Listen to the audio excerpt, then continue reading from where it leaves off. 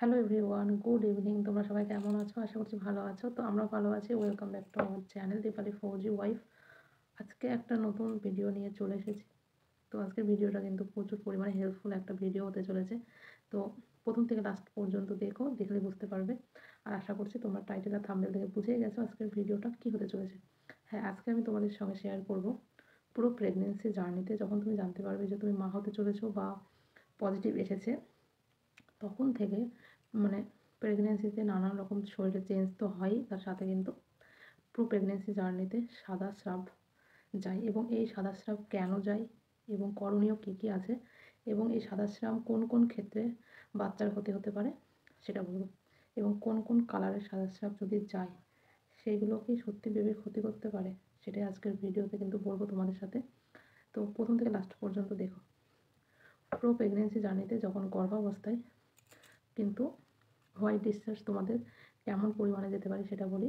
White discharge কিন্তু সাধারণত কোনো সময় যদি দেখো হালকা গন্ধযুক্ত হয়, আবার গন্ধ নাও থাকতে পারে, পাতলা এক ধরনের তরল, যেটা ডিমের যে সাদা অংশটা দেখতে পাও ওই ধরনের যদি বার হয় সেটাকে কিন্তু সাদা স্রাব বলা হয় অ্যাকচুয়ালি।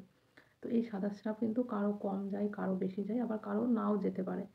তবে এই ধরনের সাদা স্রাব যাওয়ার কিন্তু একটা লক্ষণ, সেটা হচ্ছে তুমি যে প্রেগনেন্ট হয়েছো বা গর্ভবতী হয়েছো সেটার কিন্তু একটা লক্ষণ হচ্ছে এই সাদা স্রাব যাওয়া। নেক্সট হচ্ছে এই সাদা স্রাব কিন্তু আমাদের প্রেগনেন্সির লাস্ট টেমিস্টার মানে 8, 7, 8, 9 মান্থে গিয়ে খুব বেশি পরিমাণে যায়। তার সাথে কিন্তু শ্লেষ্মাও যেটা থাকে ওটাও কিন্তু বেশি পরিমাণে যেতে থাকে। তো এই যে সাদা স্রাব লাস্টের দিকে বেশি পরিমাণে যাওয়ার কারণ হচ্ছে যে নর্মাল ডেলিভারির যে প্রক্রিয়া থাকে, যে পেইনটা ওঠার ব্যাপার থাকে, এই যদি অনেক পরিমাণে সাদা স্রাব যেতে থাকে এটার লক্ষণই হচ্ছে তোমার পেইন আসার একটা টাইম হয়ে এসেছে। নেক্সট হচ্ছে এবার এই শ্লেষ্মা বা সাধারণত যে হোয়াইট ডিসচার্জ হয় বা সাদা স্রাব যায়, এটা কিন্তু প্রেগনেন্সিতে বা গর্ভাবস্থায় একটা সাধারণ প্রক্রিয়া বা সিমটমস বা লক্ষণ যাই বলতে পারো। এটা কিন্তু পুরো প্রেগনেন্সি জার্নিতে যায়, সব মেয়েদেরই যায়। এবার বলি এইটা প্রথম 3 মাসে, সেকেন্ড 3 মাসে, পরে থার্ড যে টেমিস্টার থাকে, এই ফার্স্ট থেকে লাস্ট টেমিস্টার পর্যন্ত কেমন কী যায় সেটা বলি। প্রথম টেমিস্টারে যখন ফার্স্ট মানে 1 মাস, 2 মাস, 3 মাস, তখন কীরকম যেতে পারে, হালকা পাতলা এক ধরনের জলের মতো পাতলা তরল, সাদা দুধের মতো এরকম একটা পাতলা ডিসচার্জ তোমাদের হতে পারে। তবে সবার কিন্তু হয় না। তো তো দুটো স্বাভাবিক, হতেও পারে না হতেও পারে, তো এতে ঘাবড়ানোর কোনো ব্যাপার নয়, এটা স্বাভাবিক। নেক্সট হচ্ছে যদি কারোর এই হোয়াইট ডিসচার্জ সেকেন্ড টেমিস্টারে শুরু নাও হয়ে থাকে তো এতে কোনো চিন্তার কারণ নেই। তবে সেকেন্ড টেমিস্টার থেকে কিন্তু যাদের হয়েছিল না তাদের কিন্তু হালকা পাতলা যেতে শুরু করবে, আর যাদের প্রথম মাস থেকেই যেতে শুরু করেছে তাদের কিন্তু পরিমাণে আরও বেশি হোয়াইট ডিসচার্জ হতে থাকবে, এতে কোনো প্রবলেম নেই।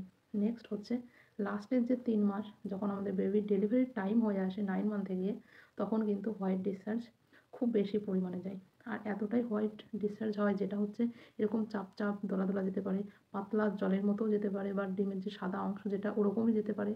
তো এগুলো পুরো স্বাভাবিক। তো সাদা দুধের মতো হালকা গন্ধযুক্ত হতে পারে, আবার গন্ধ নাও থাকতে পারে। এরকম যদি হোয়াইট ডিসচার্জ তোমাদের লাস্টের দিকে মানে খুবই বেশি পরিমাণে যায় তাহলে জানবে যে তোমাদের কিন্তু নর্মাল ডেলিভারির একটা চান্স থাকে বা পেইন ওঠার একটা চান্স থাকতে পারে, যেটা আমার হয়েছিল। আমার মেয়ের সময়তে প্রচুর পরিমাণে হোয়াইট ডিসচার্জ হতো, প্রচুর পরিমাণে, মানে কী বলবো তোমাদের, অস্বস্তিকর হয়ে উঠতে হয়েছিল এতটা হোয়াইট ডিসচার্জ। এবং এই হোয়াইট ডিসচার্জ যদি খুব বেশি পরিমাণে যায় তাহলে কী কী করণীয় থাকে সেটাও বলবো। এবার বলি এই যে সাদা স্রাব এটা দেখতে কেমন হয়। সাধারণত এই সাদা স্রাবটা কিন্তু হালকা যে দুধের কালার থাকে ওই দুধের কালারের মতো এরকম সাদা হতে পারে। নেক্সট হচ্ছে এটা পাতলাও হতে পারে, এটা গাঢ় হতে পারে, বা ডিমের যে সাদা অংশ থাকে ওই রকমও হতে পারে। তারপরে হচ্ছে এটাতে কিন্তু গন্ধ থাকতে পারে, নাও থাকতে পারে। আবার যে ব্রাউন কালারের যে ডিসচার্জ হয় ওই রকম কিন্তু ডিসচার্জ হতে পারে। ঠিক আছে, তো এগুলো সবই স্বাভাবিক, এগুলো নিয়ে ভয় পাওয়ার কোনো চিন্তা নেই। নেক্সট হচ্ছে এই যে মানে হোয়াইট ডিসচার্জ হয় বা সাদা স্রাব যায়, এটা কেন যায়? প্রথমত হচ্ছে ইস্ট সংক্রমণ হলে, বা তোমার যদি হরমোনের তো পরিবর্তন প্রত্যেকটা মেয়েরই প্রেগনেন্সিতে হয়, তো এই হরমোনের পরিবর্তনের ফলে কিন্তু এটা হতে পারে। তারপরে হচ্ছে বাচ্চা জরায়ুতে যতটা চাপ দেবে, এই চাপ দেওয়ার ফলে, এমনকি যদি প্রেগনেন্সিতে তোমাদের প্রাইভেট পার্টে কোনো সংক্রমণ ঘটে, যেরকম হচ্ছে কোনো রকম যদি দেখো কোনো অসুবিধা হচ্ছে, তখন কিন্তু তোমাদের হোয়াইট ডিসচার্জের পরিমাণটা বেড়ে যেতে পারে।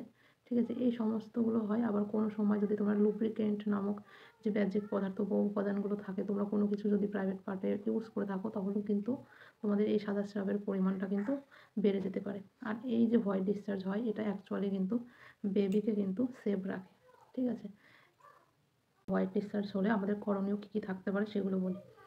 এই যে হোয়াইট ডিসচার্জ হয়, এই হোয়াইট ডিসচার্জ কিন্তু অ্যাকচুয়ালি আমাদের দেহকে কিন্তু সংক্রমণ থেকে রক্ষা করে। ঠিক আছে? তো এই সংক্রমণ থেকে রক্ষা করে, বেবিকে সেভ রাখে। অ্যাকচুয়ালি হোয়াইট ডিসচার্জ কিন্তু প্রেগনেন্সিতে একটা সাধারণ প্রক্রিয়া। তো এতে কিন্তু কোনো বেবি সেরকমভাবে ক্ষতি করে না। তো এবার বলি এর থেকে করণীয় কী কী আছে। এগুলো হলে আমরা কিন্তু যখন প্রাইভেট পার্টে হাত দেবো, হাতটাকে অবশ্যই ভালো করে ক্লিন করে ধুয়ে নিয়ে হাত দেবো। অবশ্যই যখন তুমি হাজব্যান্ডের সাথে মিলিত হবে, অবশ্যই তোমার প্রাইভেট পার্টটাকে সুন্দরভাবে ধুয়ে ক্লিন করে নেবে। অবশ্যই যে সাবানে গন্ধ আছে সেই সাবান কিন্তু কখনোই ব্যবহার করবে না। এছাড়া তুমি কিন্তু যে সাবানে গন্ধ নেই সেই সাবান ব্যবহার করবে, বা জল, যে জলটা থাকে সেই জলটা, নর্মাল যে জল সেই জল দিয়ে কিন্তু ধুয়ে নিয়ে পরিষ্কার করে ফেলতে পারো। এছাড়াও যখন তোমার স্রাব যাচ্ছে, তুমি বুঝতে পারছো, তখন কিন্তু সেই স্রাবটাকে বারবার ধুয়ে পরিষ্কার করে ক্লিন করে রাখবে জায়গাটাকে। এতে কিন্তু হোয়াইট ডিসচার্জ হওয়াটাও একদমই ঠিক হওয়া যায় না, ঠিক করা যায় না। তারপরেও তোমার জায়গাটা যাতে কোনো রকম ব্যাকটেরিয়ার, কোনো রকম তোমার ইনফেকশনের চান্স এইগুলো যাতে না হয়ে যায় প্রেগনেন্সিতে, সেই জন্য তোমার ক্লিন থাকাটা বা প্রাইভেট পার্টটাকে ক্লিন রাখা খুবই জরুরি।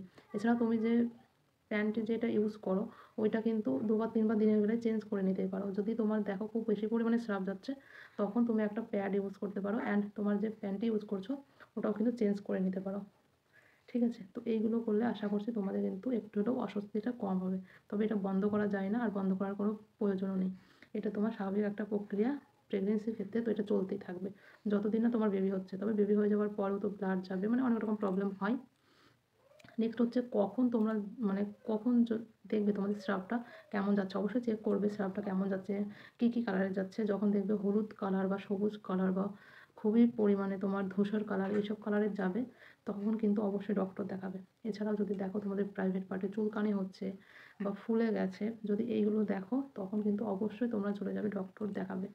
তাছাড়া কিন্তু কোনো প্রবলেম নেই। হোয়াইট ডিসচার্জ প্রেগনেন্সিতে সব মেয়েদেরই যায়, আমারও গেছে, এতে কোনো প্রবলেম নেই। ঠিক আছে? তো আশা করছি বুঝতে পেরেছো হোয়াইট ডিসচার্জ কেন হয় প্রেগনেন্সিতে, আর করণীয় কী কী আছে সমস্তটাই বললাম। তো ভালো লাগলে অবশ্যই লাইক, কমেন্ট, শেয়ার আর সাবস্ক্রাইব করে দিও। আজকের ভিডিওটা পুরোটা দেখো। নেক্সট ব্লগে আবার দেখা হবে তোমাদের সাথে। ভালো লাগলে অবশ্যই লাইক করো আর সাপোর্ট করো। বাই, আজকের মতো এখানেই। আর গুড নাইট সকলকে।